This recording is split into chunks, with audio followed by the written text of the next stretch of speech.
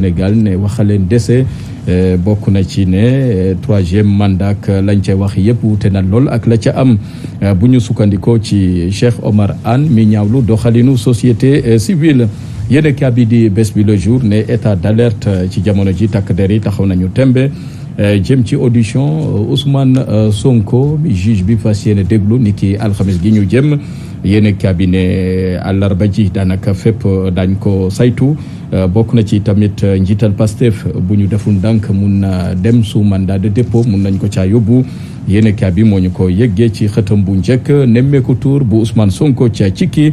deret tuuru na fa jàppante doxoon ci ñi wattu kaaraange Ousmane Sonko ak askan wa yeewoo ca Cikki mu ngi ci bés bi le jour yéen bi di le vrai journal xëy duñu dégtal yeesal yi ñuy indi ci code des marchés mi nga xamante ne am na jafe-jafe ci jamono ji daanaka tur bee fii des ci code des marchés la mu waroon a saytoog na mu waroon a liggéeyee ba léegi xaw naa sooxe lool.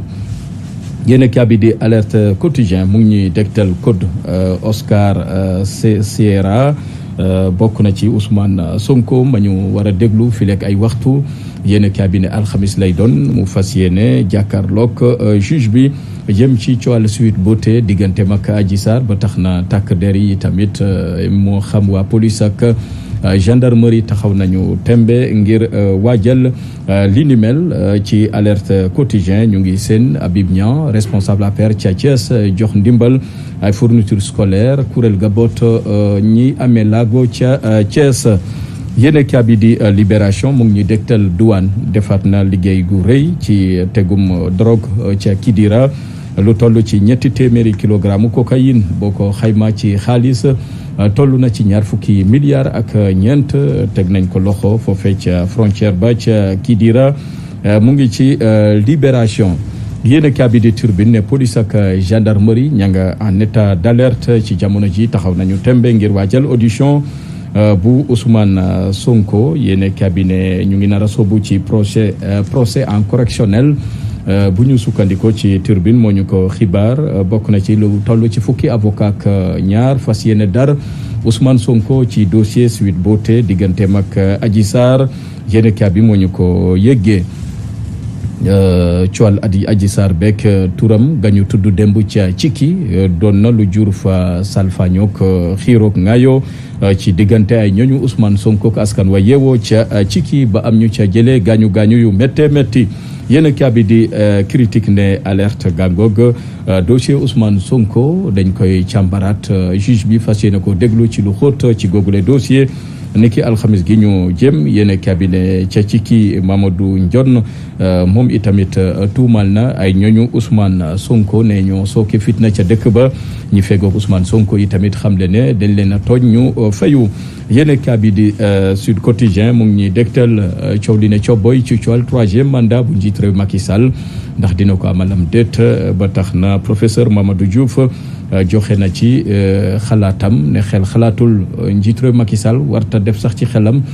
troisième mandat waru ko mun a def ndax élection législative ñu weesu leeral na carte yi ba tax na njiit réew Macky Sall amatul sañ-sañ dagaan baatu askan wi ci élection présidentielle yu 2024 yéen bi di Les Échos mu ngi ñuy dégtal Ousmane Sonko dañ ko auditionné dañ ko déglu alxamis 2 fan ci weeru novembre lay doon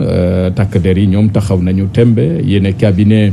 fitna am ca Cikki démb dañ fa tudd turub Adji Sarr ba tax na fitna ga amoon ca gox ba ci diggante ay farando Ousmane Sonko ko ña fa yeewoo ba am ñu fa jëlee gaañu métti métti foofee ca Cikki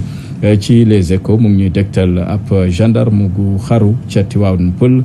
feebar ga mu amee woon te mu yàgg ci moom loolee la mënutoon a dëkku ba tax na mu lem ay fanam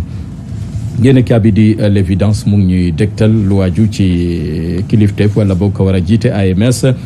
di kuréel gi boot maire yi ne ci Sénégal kii di maire Samba Sall tàmbale na caa yëglu ne bëgg na doon kuy falu ëllëg ci boppu AMS yéen bi di Le Soleil mu ngi ñuy dégtal festival Dakar Jeux Olympiques yu 2026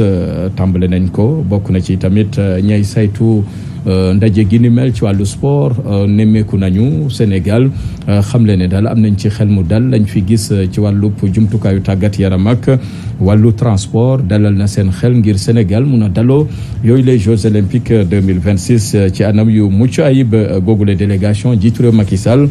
dalal leen ca palais ba yéen a bi di l'info ne bokk na ci message ba code ba gars yi décodé nañ ko bokk na ci Oscar Siréa ma ñu ne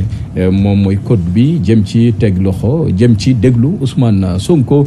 ci dossier juge bi dina ko déglu alxamis gi ñu jëm ba tax na lañ cay codek waa Pastef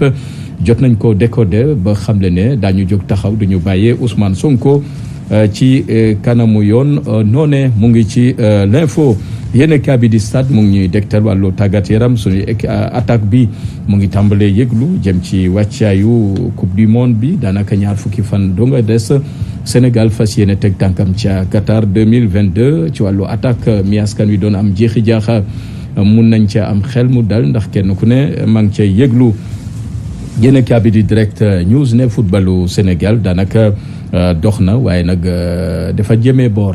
la ko waral mooy fédération sénégalaise bu football lim bu takku ci ay milliards la jukki jagleel ko équipe nationale mi war a dem ca Qatar ci waxtu joo xamante ne club yaa ngi ci coono yu métti seen koom demeewul noonu ay club yu tumuranke lool fii ci mim réew di Sénégal mu ngi ci direct news. Suñu lamb ne combat Siteu ak Papa Sow combat googee mun nañ ko natt ci diggante xippeek xool ca lay combat bi di jeexee bu ñu sukkandikoo ci Siteu mi ko xamle rongoñam tuuru na démb ca Diamaguène gannaaw bu mu gisee mbooloo ma ko dar ne am na sasu rëy gannaaw supporter yi ko nar a gunge ci googule combat waaye combat bak Modou Mbaye lam ci xamle ne Papa Sow dina songi Siteu waaye ay ñooñu Siteu xamle ne Siteu mooy daan Papa Sow jël gu set wecc yemook fu ñu jeexale xëtu yéenekaay yi ci baatu askan wi mbokki lu nuyoo tàggoo lu jiw a jeexul